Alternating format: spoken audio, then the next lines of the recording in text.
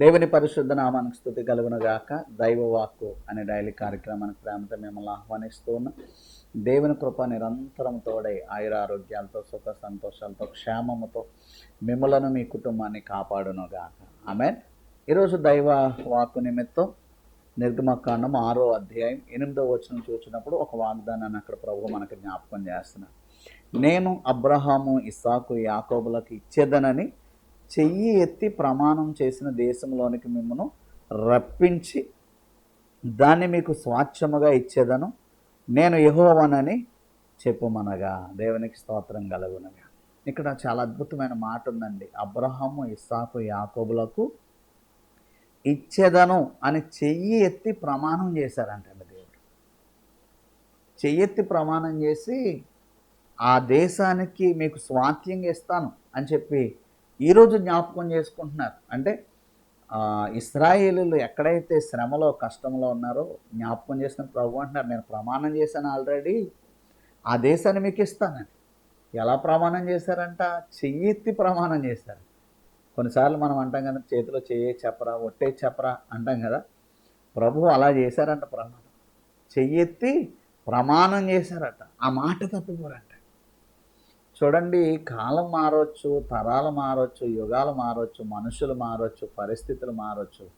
ప్రభు మాట మారదు, ప్రభు వాగ్దానం మారదు, ఆయన చేసిన ప్రమాణం మారదండి. ప్రమాణం మర్చిపోదు. వాగ్దానం చేసి 430 ఏండ్లు అయిపోయినా సరే ఆ మాట ప్రభు జ్ఞాపకం చేసుకున్నాను. నేను అబ్రహాముకు చెప్పాను, నేను ఇస్సాకుకు చెప్పాను, నేను యాకోబుకు చెప్పాను, వారికి ప్రమాణం చేశాను, మరలా మీ దేశానికి మీ సంతానాన్ని తీసుకొస్తానని, ఇప్పుడు నిశ్చయముగా మిమ్మల్ని తీసుకెళ్తానన్న. ఎన్ని ఆటంకాలు వచ్చినాయండి. ఫరో కఠినుడై గొప్ప ఆటంకంగా మారాడు.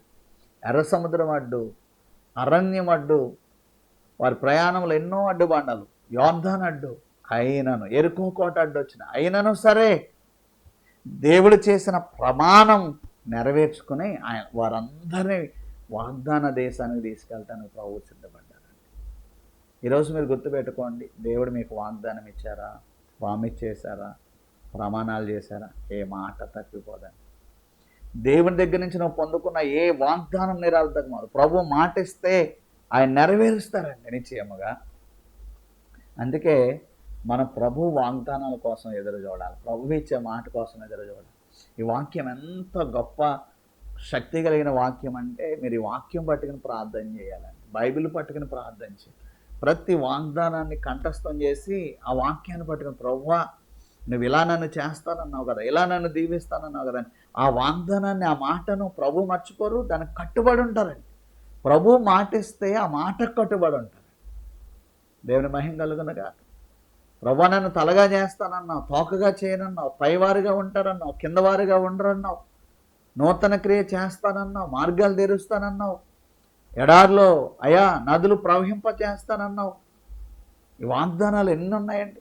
ప్రతి వాగ్దానం సొంతం చేసుకుని, ప్రభువా నాకు ఇచ్చిన మాట, నాకు ఇచ్చిన వాగ్దానం, నాకు ఇచ్చిన వాక్యం, అయా తండ్రి నా పట్ల నెరవేర్చు ప్రభు అంటే దేవుడు జ్ఞాపకం చేసుకుంటాడంట.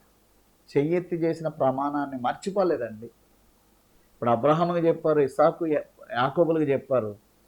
సరే వాళ్ళు వెళ్ళిపోయారు కదా, ఇప్పుడు ఆ మాట నెరవేర్చాలా? చాలాసార్లు మనుషులు మాట ఇస్తారు, నెరవేర్చుకుంటారండి, మాట తప్పిపోతుంటారు కదా. ఇప్పుడు నాకు అందరూ మాట ఇచ్చి మాట తప్పిపోయారు, ఆ మాట నెరవేర్చలా. నేను ఉండగానే నాకు నెరవేర్చలా, నా తర్వాత సంతానానికి ఇంకేం చేస్తా? కానీ ప్రభు అలా కాదండి. ఎన్ని తరాలు మారినా సరే ఆయన మాట మాత్రం మారదంట. ఆయన వాగ్దానం ఇచ్చారు, నెరవేరుస్తాడంట. అంతే. వారికి ఎలాగూ చెయ్యెత్తి ప్రమాణం చేశారో మీకు కూడా చేసిన ప్రతి వాగ్దానం, ప్రమాణం, దేవుడు నీకు ఇచ్చిన వాక్యం నీ పట్ల నెరవేరుతుంది, నెరవేరే తీరుతుంది. ప్రభు మాట ఏది నిరర్ధకమో కానేరదు. దేవుడు మిమ్మల్ని దీవించునుగాక. దేవానికి వందనాలు. విన్న వాక్యాన్ని దీవించు ప్రభువా. వారందరి జీవితంలో నీ మాట ఎంత సత్యమో, నీ వాగ్దానం ఎంత అయా సత్యమని ప్రమాణం తప్పే దేవుడు కాదు నేను వారు గుర్తెరిగినట్లుగా సహాయం. వారి జీవితంలో మీరు చేసిన ప్రతి వాగ్దానాలు నెరవేర్చమని మేము ప్రార్థన చేస్తాం. ఈరోజు మీరు మాకు ఇచ్చిన వాక్యాన్ని బట్టి నీ కృతజ్ఞతాస్తుతులు చెల్లిస్తూ వ్యతిరేకంగా రూపొంది ఆయుధాలన్నీ తరిమి కొట్టుచున్నాం. నీ కృప విస్తరింపజేసి ప్రతి ఒక్కరిని కాపాడమని యేసు నామములో ప్రార్థించి ఆశీర్వదించి అడుగుచున్నాను మా పరమ తండ్రి. తండ్రి కుమార పరిశుద్ధాత్మ త్రియక దేవుని కృప నిరంతరం తోడై కాపాడును గాక. ఆమేన్. God bless you.